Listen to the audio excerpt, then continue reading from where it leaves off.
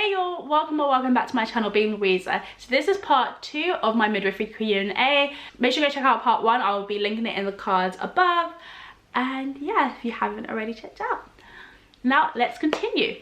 This one is by Sophie Louise, and she said, you said you're doing an internship and was wondering, is it anything to do with midwifery? No, it's not. It's a uni internship. I actually did 2. I just finished one and I'm about to finish the other one because I've just been too stressed to do it. Next one's by Nima. What's the scariest emergency you've encountered as a student midwife? Praise the Lord, I haven't encountered loads, except obviously when I tell other midwives that, they're like, oh girl, you will. Or they're really shocked by what I haven't encountered.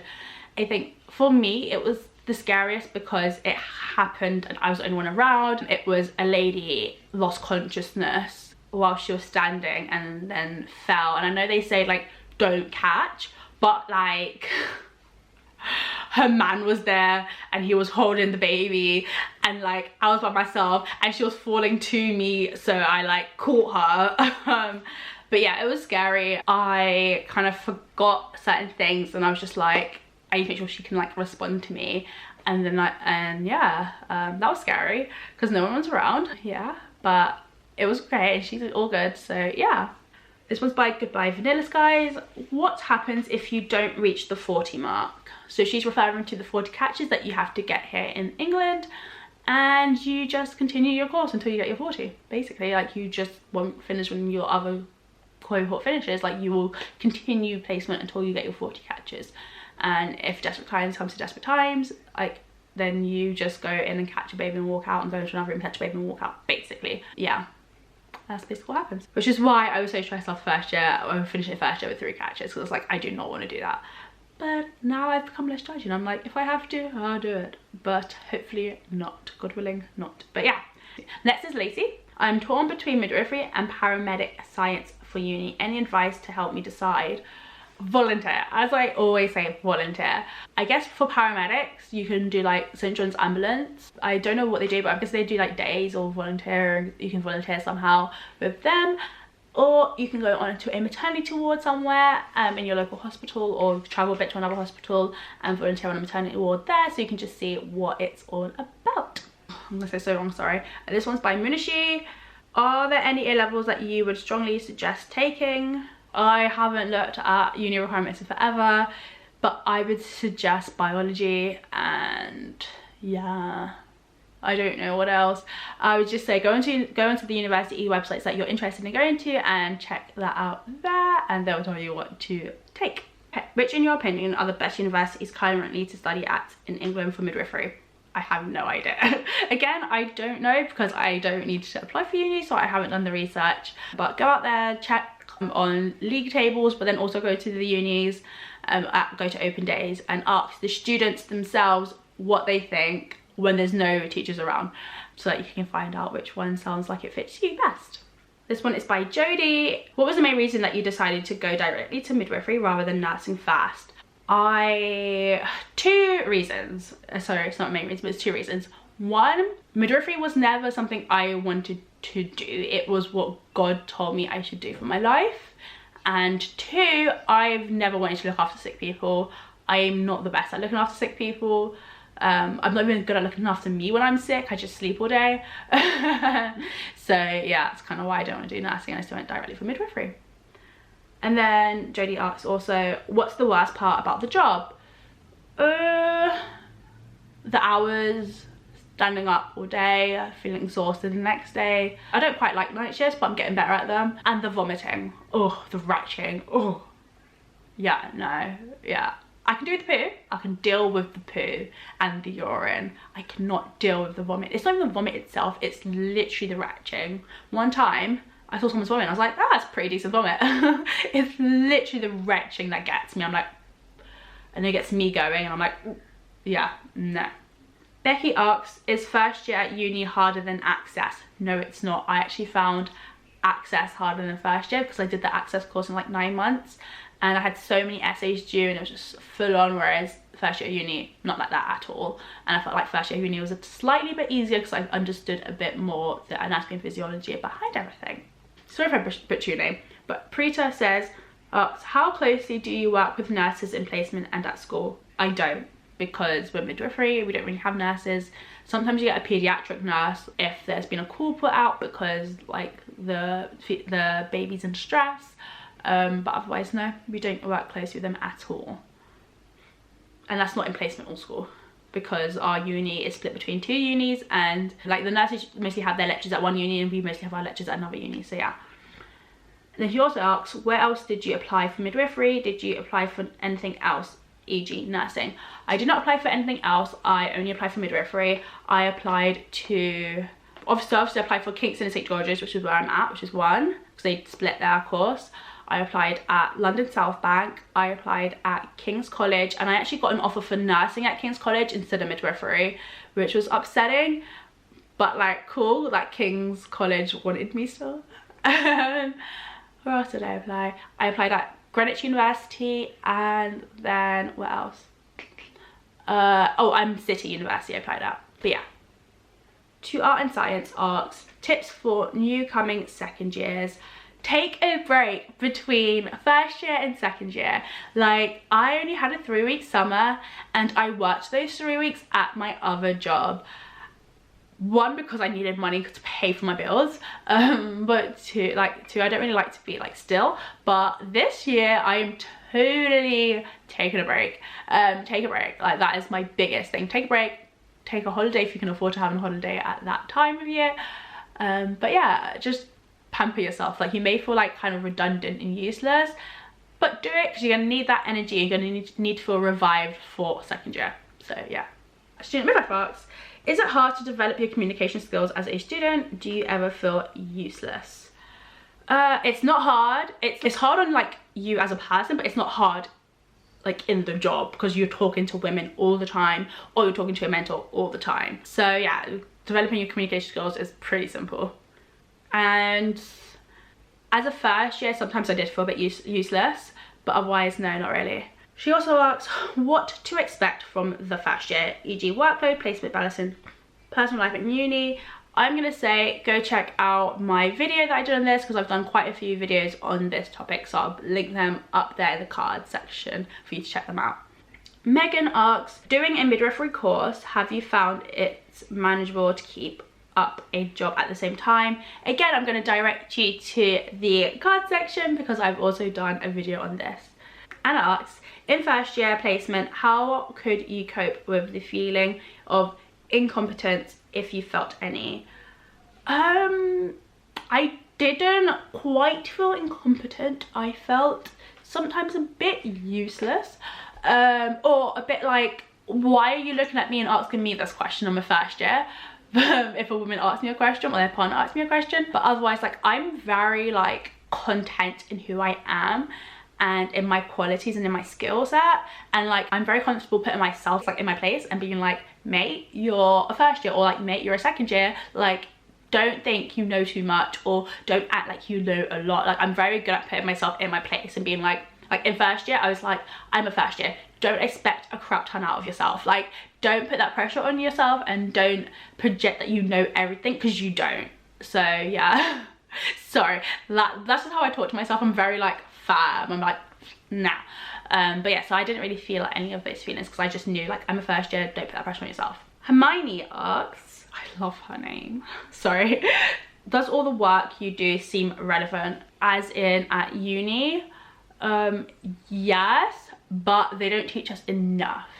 Like, you know what I mean? Like, it's really weird to say that, but I feel like when I'm on placement, I'm like, I've never learned this. Like, never. And like, the midwives expect you to know this stuff, and I'm like, never have I learned this. But yeah. Hermione also asks, tips on getting into the course.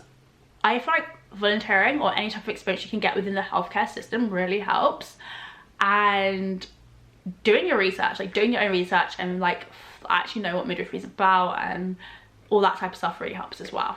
Bethany asks, what do you have to achieve to be registered as a midwife, like 40 catches, etc.? So obviously the main one is you've got to have 40 catches to register.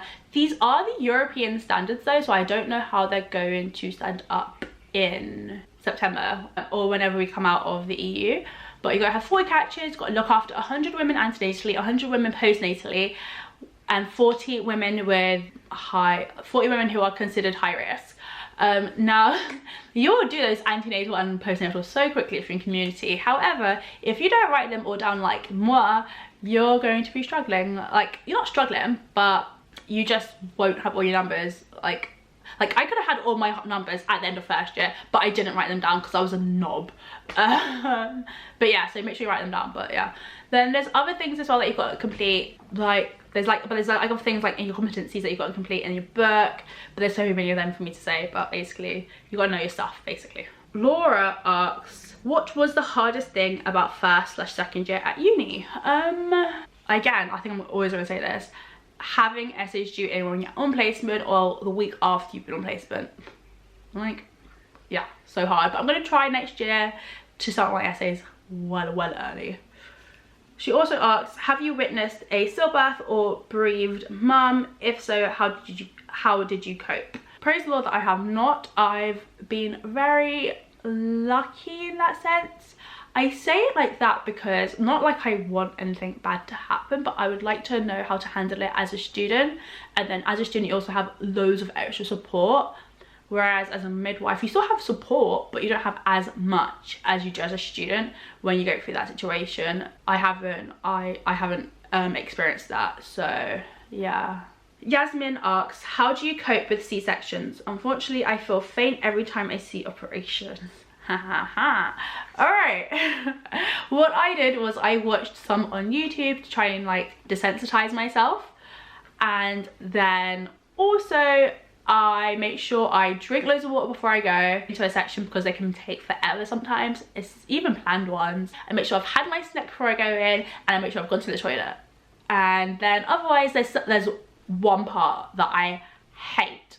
Like, depending on who does it, I've actually had a couple of doctors do this part and it not make noise, so I just look away and it's fine. But sometimes it makes the noise as well, and like I'm like this. Oh, and that part is the ripping of the muscles. I hate that part. It's so gross. But otherwise, I've gotten used to like the first cut and then going in. Yeah, so sometimes I'm like, oh, what's that organ? And if it pops out or whatever, but otherwise, yeah, I'm pretty decent with those. I'm even pretty decent with the blood. My tip is be hydrated, be fed, and pee before you go. And then look away if you have to. There's no shame in looking away. It's better than fainting, to be honest with you. So that was all of my Instagram ones. Now onto the YouTube questions. Silly Baby asks, does placement get overwhelming? Yes. I think it's mostly the hours and like night shifts. If I do night shifts in a row, I'm a mess. Like I just did 2 night shifts in a row, and I was very weepy then yesterday. But yeah, and in my feelings. That's how for me it gets overwhelming.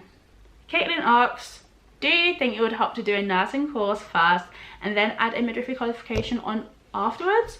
Also, are there ways that you can get midwifery experience or knowledge before being accepted into a university course? Thanks. Yes, there is a way. It's called volunteering or doing work experience within the healthcare system. And would it help to do nursing first? Not really, because nursing, your focus is looking after sick people and helping sick people and like ailing them back to health. Whereas midwifery, you're looking after healthy women unless they have like complications, but either way you look after healthy women through a normal natural process. So no, it wouldn't really help. I don't think so anyway. Everyone thinks differently, but I personally don't think so. Vivian asks, do midwives get a good amount of social life outside of work? I have a video on this. Yes, you can as a qualified midwife, because obviously you're only working 3 to 4 shifts a week, so otherwise you can.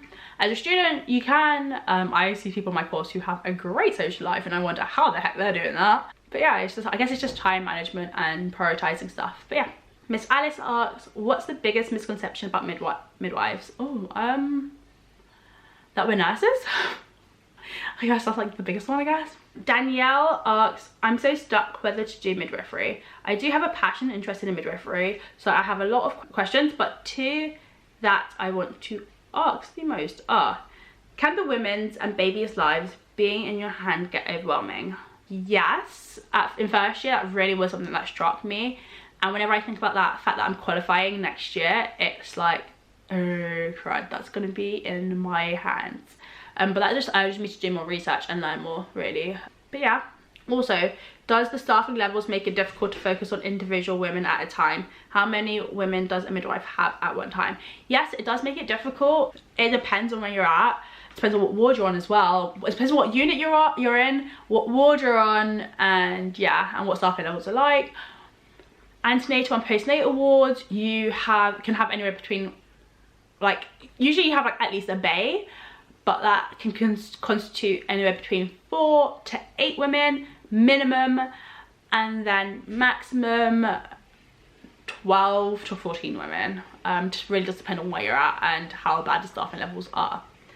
But usually on labour ward you have 1 woman you're looking after. Sometimes in dire situations you have 2, but it's like 1 postnatal and 1 in labour. But even that's crazy. Catherine, sorry, butchering your name. Would it help, do you think, to have some prior knowledge of biology, or does it not make a difference? It would help, but it's not a necessity. Like, if you're good at biology and you can pick it up fast, then you're fine. Otherwise it would help to have some knowledge of biology prior. She also asks, is there a lot of administration involved, such as recording information and the likes? If so, is it difficult? And finally, is maths involved at all? Yes, there is. Like, you've got to write your notes. Like, you have to write notes. That's like a legal thing. You have to write your notes. It's not that difficult really once you get the hang of it, or once your mentor explains exactly what you need to write. And maths, yes, there is some maths involved in the course, not so much in the actual job, because they usually have drug conversion charts everywhere. You can use a calculator. Safa asks, when studying midwifery, is there any sorts of biology involved? Yes, because you've got to know the human body, and especially the female body. And asks, do midwives give stitches? Yes, they do. We do perineal repairs up to a 2nd degree tear. Past there, the doctors do it, because that involves the anal sphincter and those muscles, and that's like really important. So the doctors will do that in theatre, and they'll numb you right up. And yeah, I cannot say this name, I'm not even going to attempt to do it, but I'm going to say the last part, which is Tula. Any tips for students starting in September? Just know that you're not supposed to know everything, and take a deep breath before you start, and be open to criticism and learning a new thing every day. Yasmin asks, please give me tips on how to survive the access course. Time management, be friends with your tutors so that they can give you help, do your research. Vivian asks, can a midwife suddenly decide to become an obstetrician and be successful at it? I don't think so. I think you have to go to uni again and do a medical degree, which is like 5 years or something like that, and then do all your other stuff. So it's not like you can just switch. Like, you have to like go and do the normal medical stuff that you have to do if you want to be a doctor. Favorite thing about being a midwife? Looking after women and their families. I love getting to know people and seeing what makes in them and helping them out. So it's fun. I definitely have a servant's heart. I've always had one. Even before I was a Christian, I had a servant's heart. So yeah, I've always loved helping people out. Like, hence why I feel like I mothered my best friend in secondary school. But yeah, she also asks, what did you study in 6th form / college to become a midwife? 6th form, I wasn't thinking about being a midwife, so I studied something completely different. But I then went to do an access course in college, and that was in nursing and midwifery. It was access to higher education, nursing and midwifery. Okay, my camera's about to stop recording, but I have a couple more to go. Lulu asks, how do you handle night shifts? Oh, not very well. I've learned to... I personally have to eat before I have a nap on my night shift in my break, because I can't sleep if I'm hungry. So yeah, I've learned to make sure I have loads of snacks available, make sure I have a good meal that will then knock me out, and then I have a good nap. I sleep on my break and eat on my break. I split it in half, and yeah.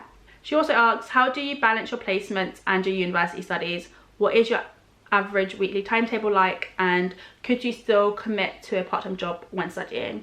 As I've pretty much answered throughout the whole thing, check the cards for my video.